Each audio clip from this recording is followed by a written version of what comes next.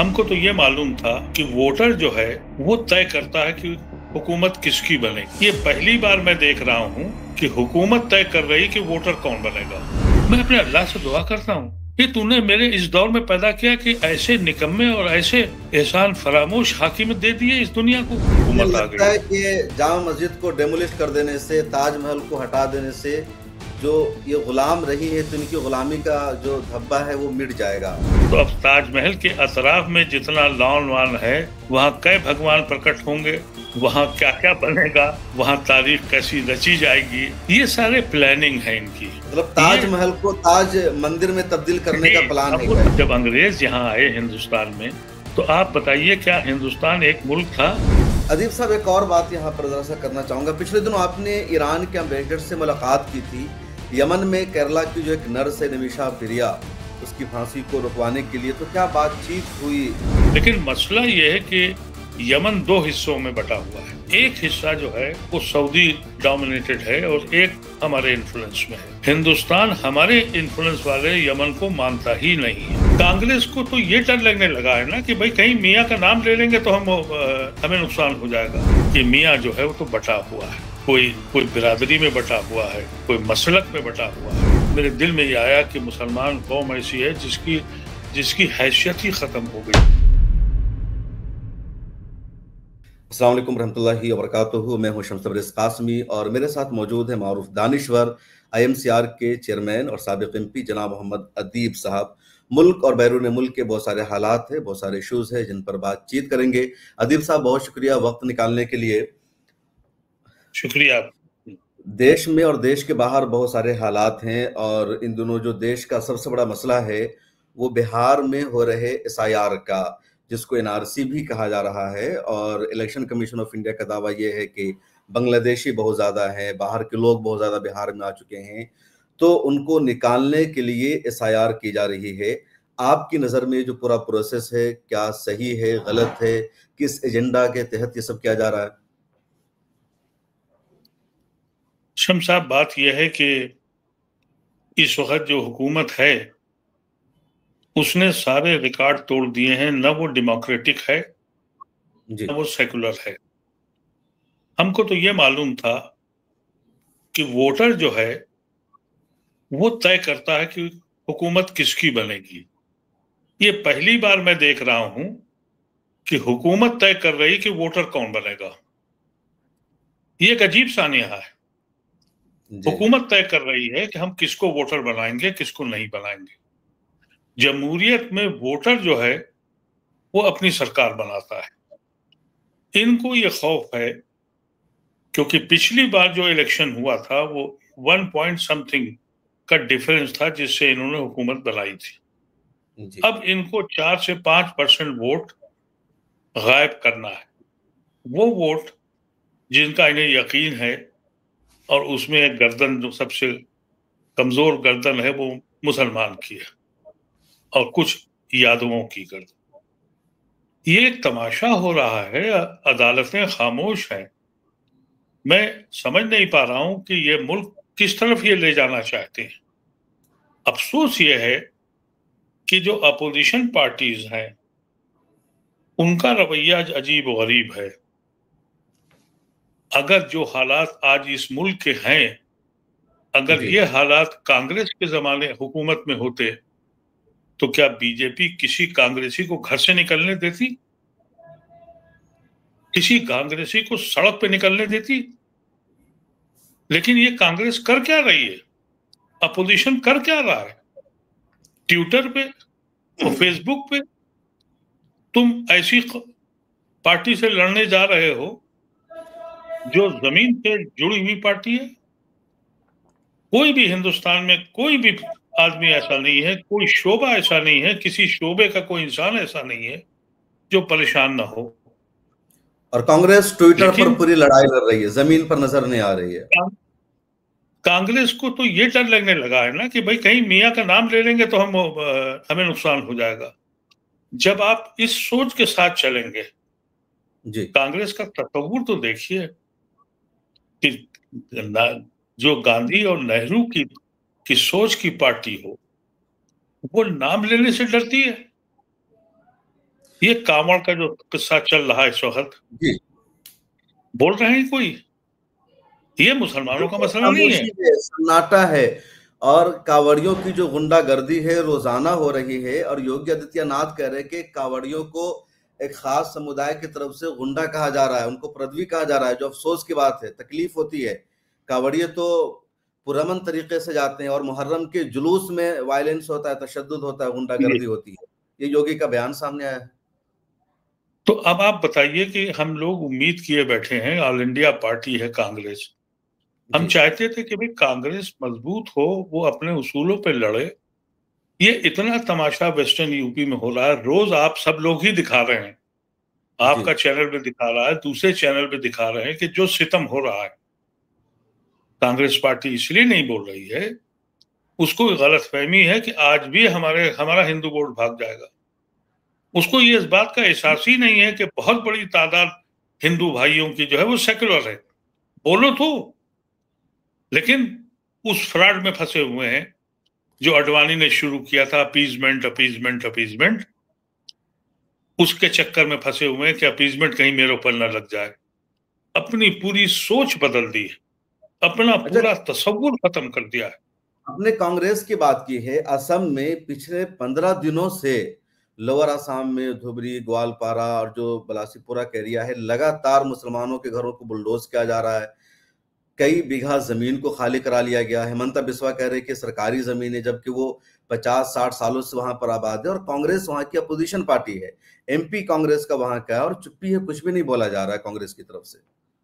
जी, ये जो जो मुझे जो परेशानी है वो ये है कि मैं देखिए शम्स साहब, मैं जी, सबसे पहले स्टूडेंट लाइफ से मैं सियासी गलियारों में घूमा हूँ। सन 66 में मैं अलीगढ़ यूनिवर्सिटी यूनियन का सदर बना था। तो आज तकरीबन 60 साल हो गए हैं।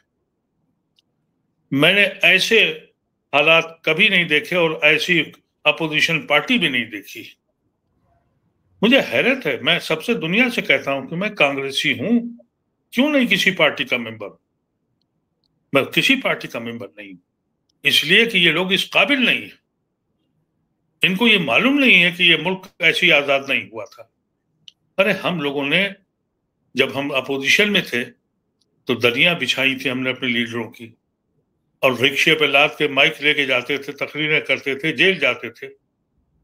इसमें से कोई ऐसा है?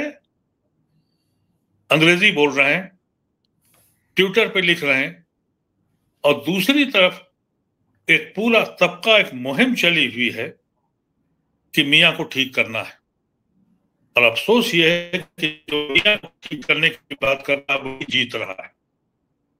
इस मुल्क को तबाह करने में अगर अपोजिशन भी उतने ही जिम्मेदार है, वो अपनी पार्टी के लिए लड़ रहा है, मुल्क के लिए नहीं लड़ रहा है। बदनसीब सिर्फ मेरी कौम है जो सिर्फ मुल्क के लिए सोचती है। उसने कभी भी अपनी पार्टी को आगे नहीं बढ़ाया।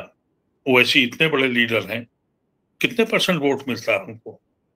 और मैं तो, मेरी कैरियर का जिंदगी डॉक्टर फरीदी मरहूम ने की लखनऊ में, आजाद हिंदुस्तान में यूपी के सबसे बड़े मुस्लिम लीडर पैदा हुए। 2% से ज्यादा वोट उनको भी नहीं मिला। अजीज मुसलमान साहब, ने बार इस बार ये मुल्क, शिकवा है कि कांग्रेस मुसलमानों के साथ खड़ी नहीं है, दूसरी अपोजिशन पार्टी साथ नहीं खड़ी है, सब पॉलिटिकल पार्टीज अपने मफाद के लिए काम कर रही है, और आप कह रहे हैं कि मुसलमानों ने खुद मुसलमानों की पार्टियों को वोट नहीं किया, तो फिर क्यों नहीं एक फैसला लिया जाता है मिल्लत की तरफ से, कौम की तरफ से, कि ओवैसी या इस तरह की जो पॉलिटिकल पार्टीज है, इनको वोट किया जाए, इनको सपोर्ट किया जाए। कितनी बार उम्मीद लगाए बैठे रहेंगे कांग्रेस और इन सब से? देखिए मैं तो आपसे एक अर्ज करूं, जाती मेरा, एक जी, बार मैंने परेशान होके, क्योंकि जब मैंने ये देखा कि पॉलिटिकल पार्टीज मुसलमानों को स्टेज पे बिठाने को तैयार नहीं। आपको मालूम है कि समाजवादी पार्टी के बानियों में से आजम खां रहे हैं, उनको एक जी, हेलीकॉप्टर मिलता था कि जाइए मुसलमानों का वोट लेके आइए इलेक्शन में। उसके बाद ये वक्त भी आया कि उनको साइकिल तक नहीं दी, कहा कि आप मत जाइएगा, पोलराइजेशन हो जाएगा। करीब भी नजर आप, मत आइएगा, जी, भटकिएगा मत आसपास। आप कांग्रेस पार्टी में देख लीजिए, कोई एक मुसलमान है किसी पार्टी में, किसी एक मुसलमान को भी हैसियत नहीं दी। तो मैंने कई साल पहले ये बात कही थी कि भाई हम कैटलिस्ट हैं, हमारी वजह से हो रहा है, एक इलेक्शन के लिए बायकॉट कर दो और मत जाओ, हट जाओ बिल्कुल। देखें ये मुल्क हिंदू मुसलमान पे लड़ाई ना करे, रोजी रोटी पे करे, सबकी औकात पता लग जाएगी। तो मेरी ही कौम ने मुझे इतनी गालियां दी, कहा तुम तो पार्लियामेंट तक हो आए, अब मरने लगे तो हमारे छोड़ दिया। तो मैं क्या कह सकता था, मैं चुप हो गया। फिर उसके बाद मेरे दिल में ये आया कि मुसलमान कौम ऐसी है जिसकी जिसकी हैसियत ही खत्म हो गई है, रेलिवेंस खत्म हो गई है। और शमसाब, जिस कौम की रेलिवेंस हैसियत खत्म हो जाए, उसकी हैसियत किसी कोई हैसियत ही नहीं होती। इसी सोच से हम लोगों ने, कुछ लोगों ने बैठकर ये जो IMCR बनाया जिसका आपने जिक्र किया, हमारा सिर्फ मकसद ये था और है कि हमारी औकात तो पहचानी जाए, हम इस काबिल हो जाएं कि हम हरा भी सकें और जिता भी सकें। जिस वक्त हम हरा सकते हैं और जिता सकते हैं, यही पॉलिटिकल पार्टी आपके दरवाजे पे आएंगी। जब आप पे सितम होगा तो वो आवाज उठाएंगे। अभी तो उन्हें मालूम है कि मियाँ जो है वो तो बटा हुआ है, कोई कोई बिरादरी में बटा हुआ है, कोई मसलक में बटा हुआ है, कोई, अब तो एक नया फार्मूला आ गया है अशराफ का और पासमानदा का, उसमें फंसा के रख दिया है हर पॉलिटिकल पार्टी। आप अंदाजा करिए, हम लोगों ने रिसर्च करी है इस पे कि जहां पर भी मुसलमान नहीं है, हिंदू वर्सेस हिंदू है, वहां बीजेपी का स्ट्राइक रेट 40% से कम है। और जहां मुसलमान है वहां बीजेपी का स्ट्राइक रेट 70% है, 70%। वजह इसकी कि जहां मुसलमान ज्यादा वहां बीजेपी के स्ट्राइक रेट ज्यादा, उसकी वजह? वहां वहां स्ट्राइक रेट है, उसकी वजह क्या है? हर पार्टी अपने अपने मुस्लिम कैंडिडेट को लेके आती है जी। और हमारा वोट मुंतशिर होता है। और अगर हम जीत भी जाते हैं, हम पता नहीं क्यों ये समझते हैं कि हम सिर्फ MLA MP बन के ही एम्पावरमेंट ले सकते हैं। यहूदियों ने तो कोई इलेक्शन नहीं लड़ते, दुनिया में हाकिम है, मीडिया उनके पास है। जो एक काम आप कर रहे हैं जिससे मेरे दिल से खुशी होती है, हमें मीडिया को भी समझाना चाहिए। मैं आज भी ये कहता हूं कि इस मुल्क में बहुत बड़ी तादाद सेकुलर हिंदुओं की है जो आइडिया ऑफ इंडिया पे बिलीव करते हैं, लेकिन चुप क्यों है? जबानें क्यों नहीं खुल रही हैं उनकी? रोज और रोज हमारे साथ सितम होता है। और पॉलिटिकल पार्टी जब बोलने की बात आती है, बहुत हिम्मत करते हैं, कहते हैं माइनॉरिटीज के साथ और दलित को भी जोड़ देते हैं कि इनके साथ बड़ा सितम हो रहा है। मुसलमान कहने के लिए इनके मुंह में दही जम जाता है। अरे मुसलमान के साथ जुल्म हो रहा है, क्रिश्चियन के साथ जुल्म हो रहा है, दलित के साथ जुल्म हो रहा है, लेकिन मुसलमान कहने से डरते हैं।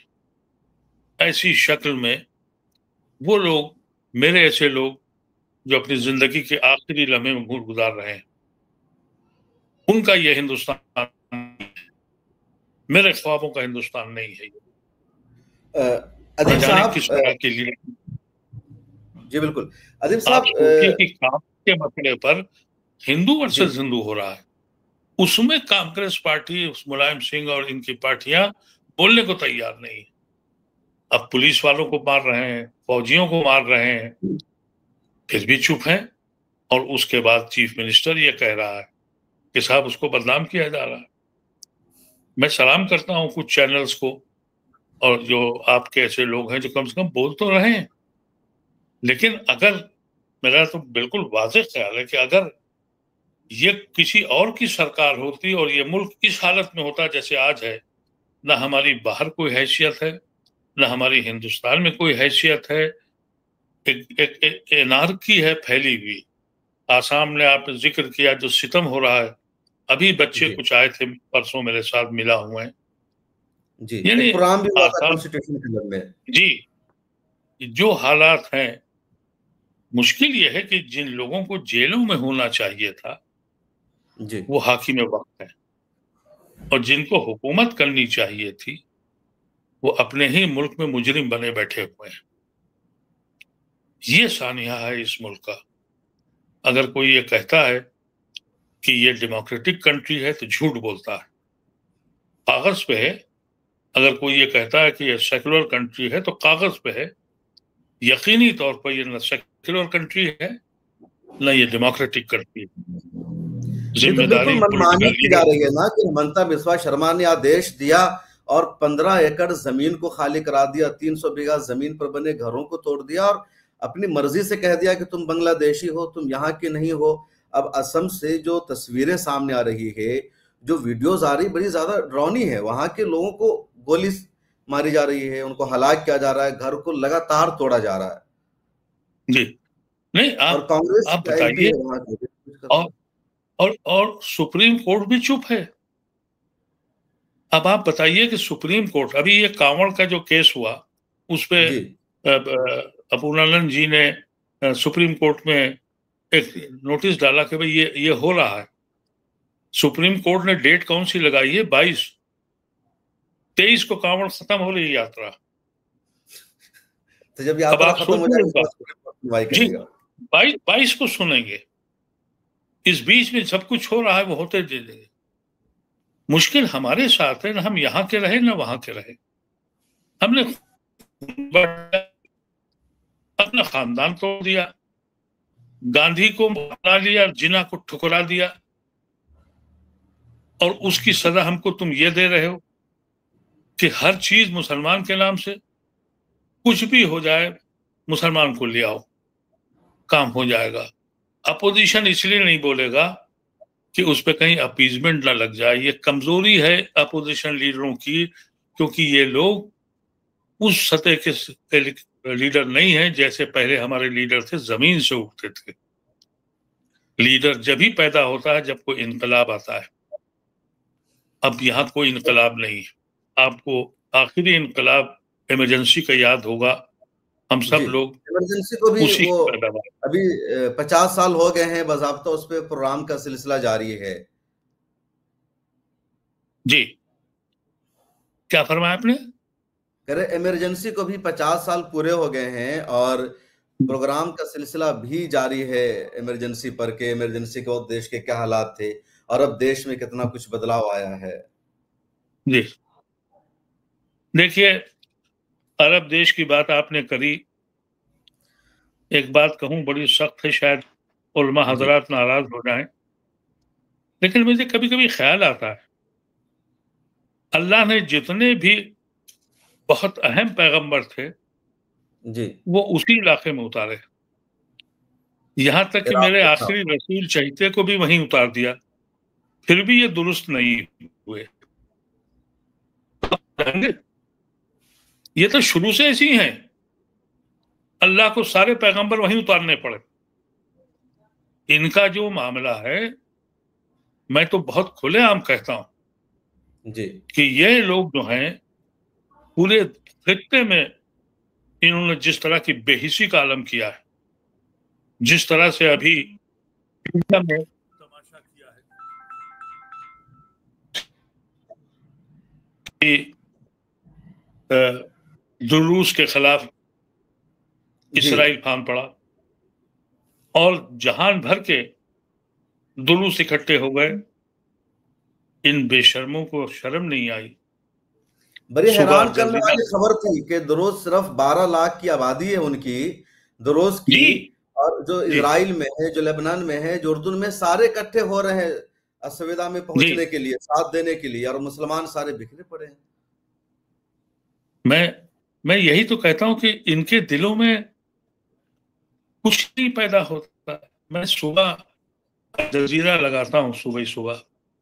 अच्छा। मैं आपसे बयान नहीं कर सकता हूं कि मेरी क्या कैफियत होती।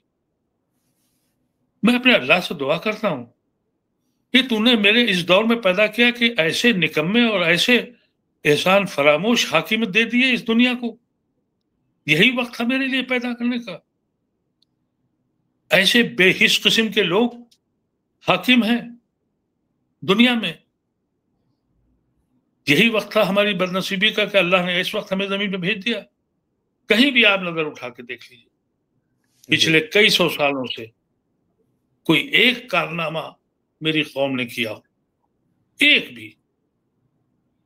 अभी मैं इसलिए ईरान की हिमायत कर रहा हूं कि ईरान ने कम से कम कुछ ऐसे ईजाद किए, ऐसे मिसाइल्स बनाए कि दुनिया हैरत में रह गई कि हाँ ऐसे अभी होता है।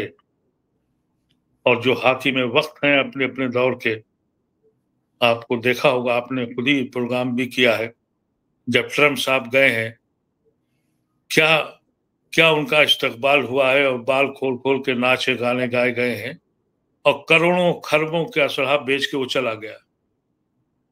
ये हमारी हालत है।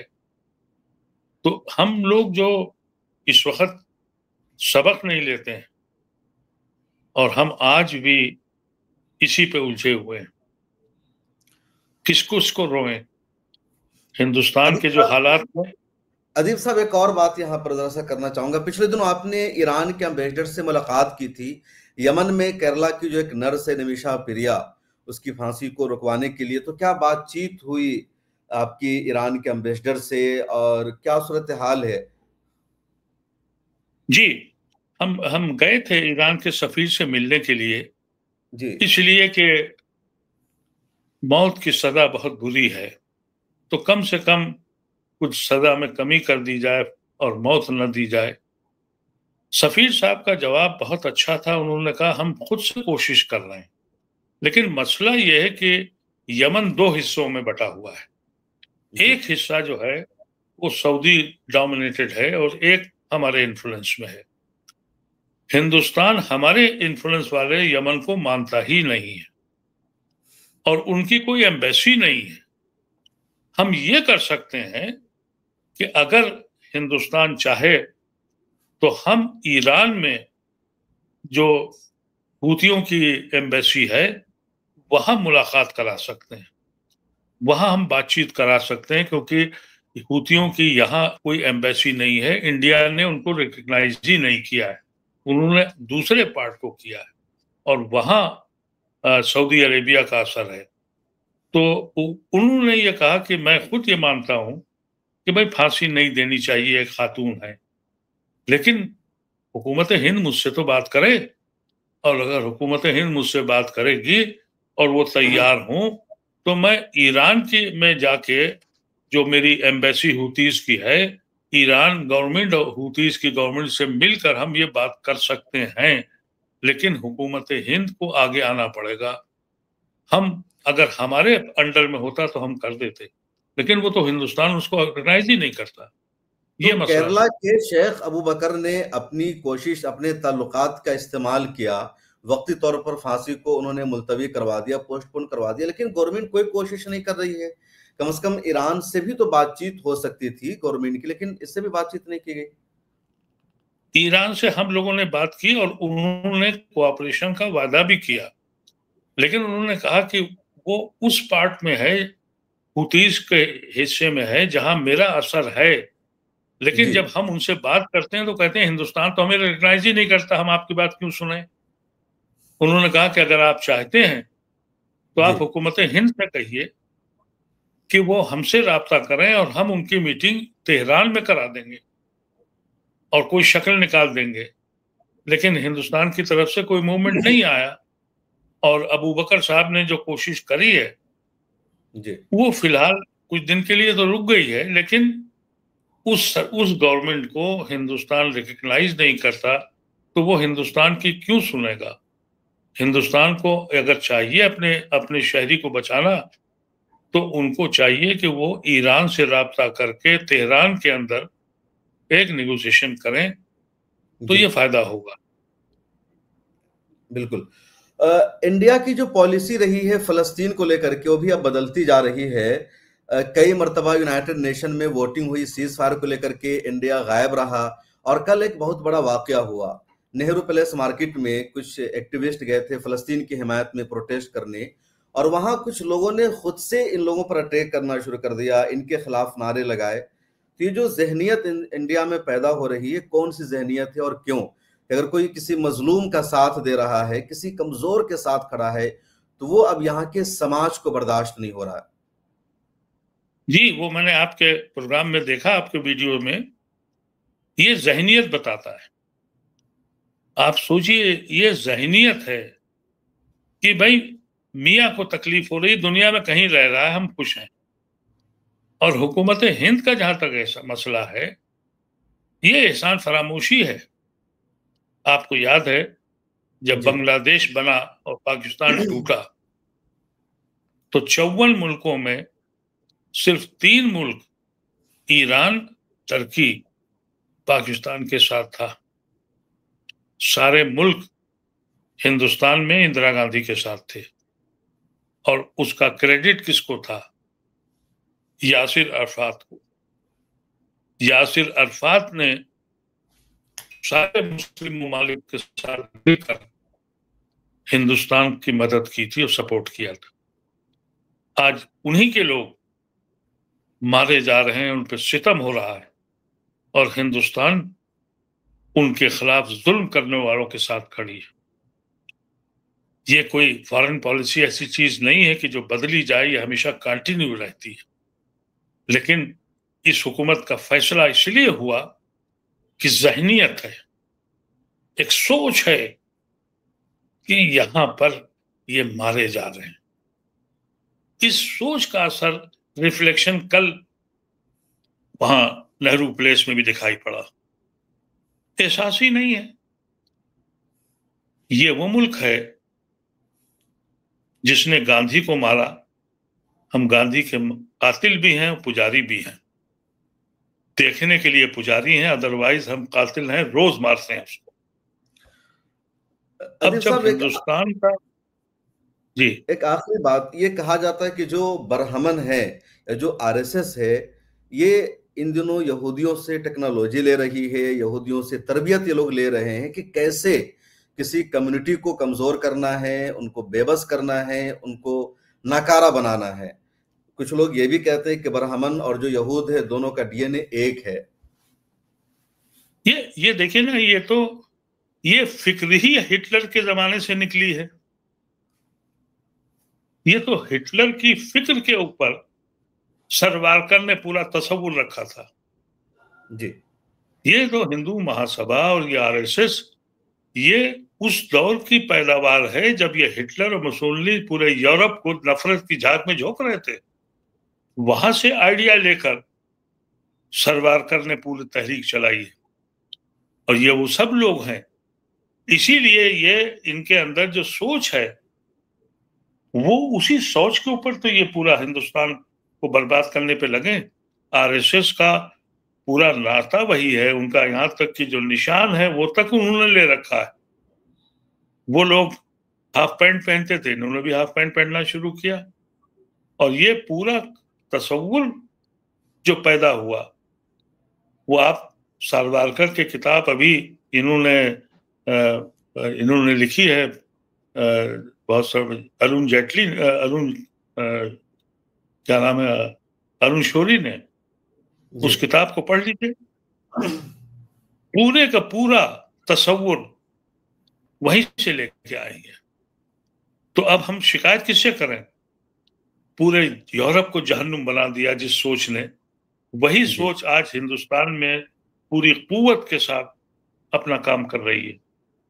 और हम हैं कि अभी भी समझने को तैयार नहीं है और माजी में बैठे हुए हैं, पुरानी बातें सोचते रहते हैं। एक नया किस्सा शुरू किया कि साहब हम तारीख खत्म कर देंगे। अब डार्केस्ट पीरियड मुगल पीरियड आ गया है। इस पे भी हम एक सेमिनार करने जा रहे हैं कि भाई तुम डार्केस्ट पीरियड, जब अंग्रेज यहां आए हिंदुस्तान में, तो आप बताइए क्या हिंदुस्तान एक मुल्क था? बहुत से मुल्क थे यहां पर। और ये सन 1857 के बाद एक मुल्क बना। उससे पहले मुगलों ने एक तस्वुर भी दिया हिंदुस्तान बनाने का। हिंदुस्तान कभी एक था? कोई बताए तो। बिल्कुल। कब था हिंदुस्तान एक? ये तो अकबर के बड़े फैन थे। अकबर की आरएसएस और बीजेपी की सबसे बड़ी तारीफ होती थी। लगा रहे हैं अब अकबर को भी ये उन्होंने नहीं बख्शा है। जी, तो अब यही होगा कि जो आपका अभी औकाफ का बिल आया जिसमें आपने बड़ा काम किया है, जी। उसमें एक कानून ये भी आ रहा है कि अगर कब्जा 12 साल से है, यानी जो इंक्रोचर है वो मालिक हो जाएगा।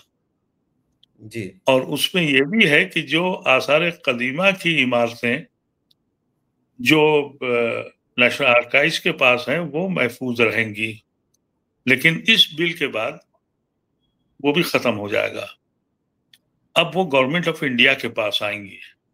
तो अब ताजमहल के अतराफ में जितना लॉन वान है, वहां कई भगवान प्रकट होंगे, वहां क्या क्या बनेगा, वहां तारीख कैसी रची जाएगी, ये सारे प्लानिंग है इनकी। मतलब ये ताजमहल को ताज मंदिर में तब्दील करने जी, का प्लान अब है वो क्या इनका? ताजमहल जी अब वो ताजमहल से क्योंकि इनकम होती है। जी। अब ये एहसास कमतरी के अलावा क्या है? शम्स साहब, स्पेन आप जाएं, एक एक मस्जिद, एक एक इमारत उन्होंने वैसे की वैसे कायम रखी है। वो स्पेन कहता है कि ये मेरी धरोहर है, मेरी तारीख है। जी।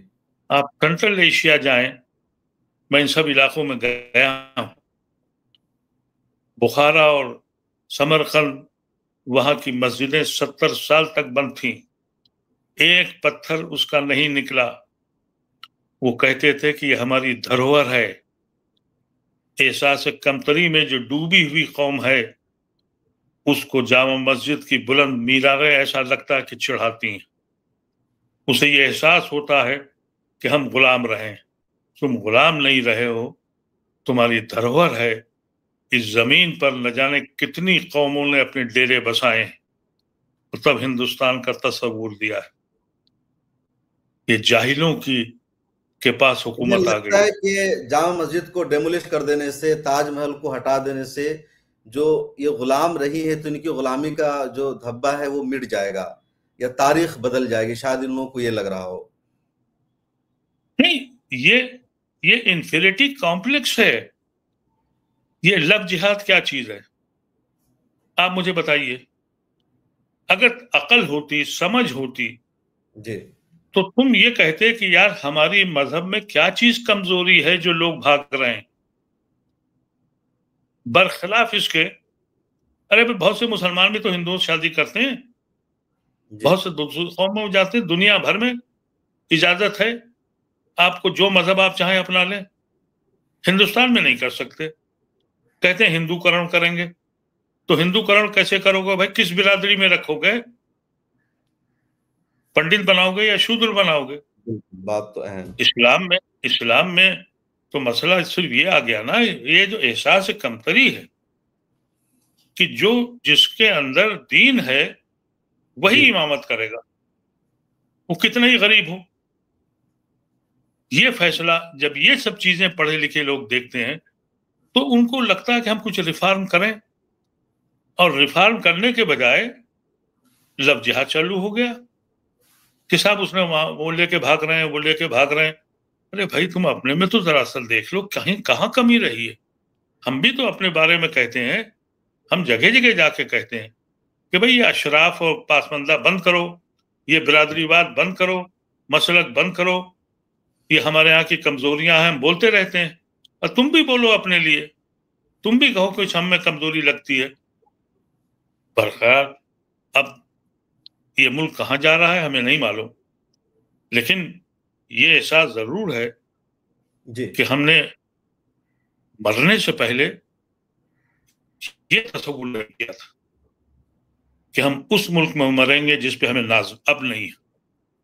आखिरी सवाल अदीब ये साहब, मुल्क, ये पूरी सूरत हाल है, सिचुएशन है, तो मुसलमानों को, नौजवानों को क्या करने की जरूरत है? मैसेज क्या है आपका यूथ के लिए, एक्टिविस्ट के लिए, कि क्या किया जाए इस पूरे हालात का मुकाबला करने के लिए? मैं तो सिर्फ मुसलमानों से ये कहना चाहता हूं कि माजी में रहना छोड़ दो, जी। मुस्तकबिल का खाका बनाओ, उस पर मेहनत करो, एक खाका तैयार करो, और फिर उसके बाद मुकद्दर का इंतजार करो। पहले से न मुकद्दर को याद करो न माजी में रहो। बड़ा खराब वक्त है सबके लिए, बिलखुसूस मुसलमानों के लिए। और एक बात याद रखना, अपने गैर मुस्लिम भाइयों के साथ राब्ता जरूर बनाओ, इसलिए कि बहुत सी चीजें ऐसी हैं जो मेरे हिंदू भाइयों को नहीं मालूम है। मैं जिस सोसाइटी में रहता हूं, मैं अकेला मुसलमान हूं। मैं जब यहाँ आया तो बहुत अच्छे लोग हैं, बहुत बहुत ही अच्छे लोग हैं। वो समझते थे कि ये मुसलमान कौन आ गया, ये तो साहब फला करेगा, धमाका करेगा। धीरे धीरे उनकी समझ में आया, हमने उनको समझा, उन्होंने हमें समझा। तो हमारी कोशिश होनी चाहिए कि हम अपने गैर मुस्लिम भाइयों को बताएं कि हम इस जमीन से इतनी मोहब्बत करते हैं जितनी आप भी करते हैं। आपके पास ऑप्शन नहीं था, हमारे पास था। हमने अपने खून को बांटकर इस जमीन को अपनाया है। हम इस जमीन से बहुत मोहब्बत करते हैं। तो हमको अपने नौजवानों को ये बात समझानी होगी कि माजी के ख्वाब छोड़ दो, मुस्तकबिल का खाका बनो। बहुत शुक्रिया। तो हम बातचीत कर रहे थे मारूफ दानिश्वर और Indian Muslim for civil rights के चेयरमैन और बानी मोहम्मद अदीब साहब से, जिन्होंने तमाम मुद्दों पर खुलकर बातचीत की है। और इन दिनों लगातार हर टॉपिक पर, हर इशू पर अदीब साहब की तरफ से प्रोग्राम, एहतजाज और प्रोटेस्ट का इनकाद भी किया जाता है। तो बहुत शुक्रिया अदीब साहब बातचीत करने के लिए, रहनुमाई करने के लिए। फिर मुलाकात होगी। आप सबको कैसी लगी गुफ्तगू कमेंट सेक्शन में जरूर लिखिए। मिला टाइम्स की मेंबरशिप ले लीजिए, फिर मुलाकात होगी।